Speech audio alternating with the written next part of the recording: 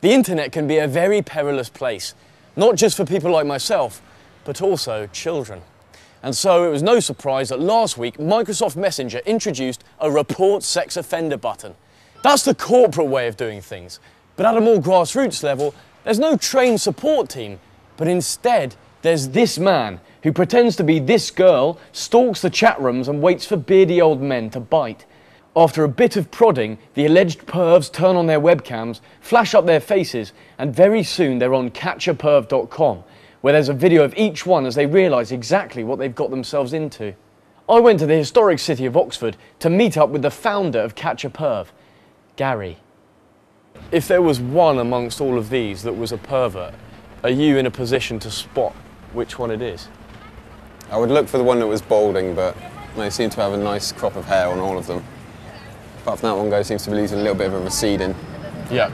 Is that a telltale sign? It seems to be. Seems to be on the side. They like, obviously, wiping their forehead. So these guys haven't got any arms, so that's going to be a problem. And I was, you know, thinking how you could catch a pervert in real life. How do you reckon I could do that? Because I can't use a child. I mean, that's slightly that's dodgy, kind of baiting, isn't it? Yeah. Well, that's quite a tough one, actually. Yeah. In the real world, it'd be quite hard. Without obviously having the aid of using a child, yeah, it'd be really hard to do in the real world. Do you think if I dressed up as a... You're a bit tall, maybe I'm a bit tall, but... a bit too much stubble. Yeah, but I mean, I think maybe we might be able to trap one in Oxford, so yeah. We might give it a go, surely. Dress up as a girl. Yeah.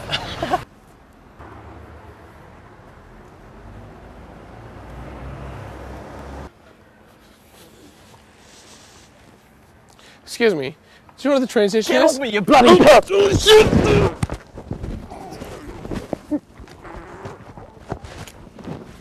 My bloody balloon! If you remember, last week I spoke to Yisrael Hawkins, who told me that this Tuesday, September the 12th, 2006, there's going to be a massive nuclear war, and over the next 13 months, places of beauty such as this will be turned into rubble. With that in mind, I decided to get involved in all of those things that before I just wasn't courageous enough to do.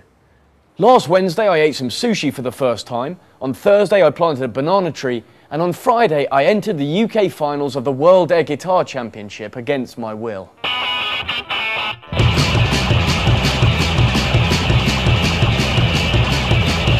There was silence in the grove down by the river, where the wounded went to soothe their reeking skin. Weeks had come and gone, none of the lights were on, and no one had anything to say. Save your face but lose your eyes. Needless to say, the audience weren't really loving my moves. One of the judges didn't even give me a score. Instead, he drew me a picture.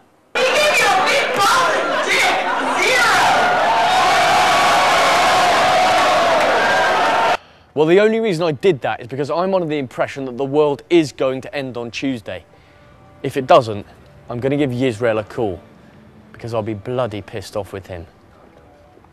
Nothing is safe anymore. An eternity ago, we reported on Pimp My Snack, which, on the off chance you haven't heard anything about, is basically a hive of massive jammy dodger makers. But I shouldn't really say Pimp My Snack anymore, because it's now known as Pimp That Snack, after corporate behemoth Viacom told them that their original name took liberties with their Pimp My Ride franchise. There's also the little boutique in Wilmslow, Pimp My Pet, who were recently contacted as well in order to change their name. I've got the owner's mother on the telephone now because her daughter Liz is in Florence for a wedding. Hi, Pat. Hi, love. Hello. I imagine you'll be changing the name of the shop now to Pet My Ride. No. No. Okay. Unfortunately, here at This Is a Knife, we too were contacted. This time by the makers of This Life, This Is Your Life, This Morning, Analyze This, Bless This House, and strangely, Homebase. To defend against these and other legal battles, I've decided to change the name of our show to Hanrishta.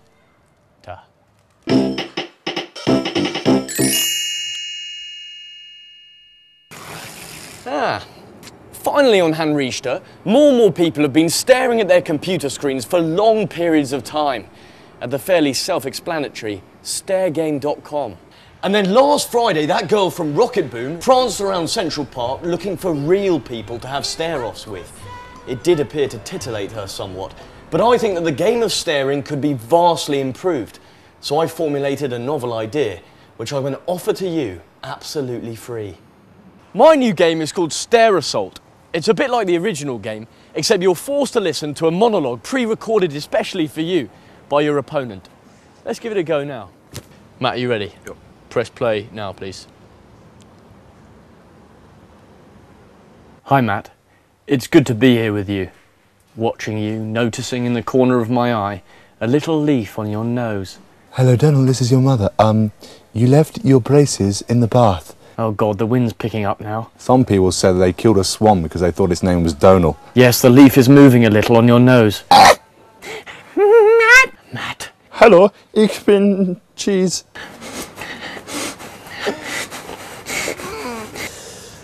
Well, Matt blinked there, but what a game it was.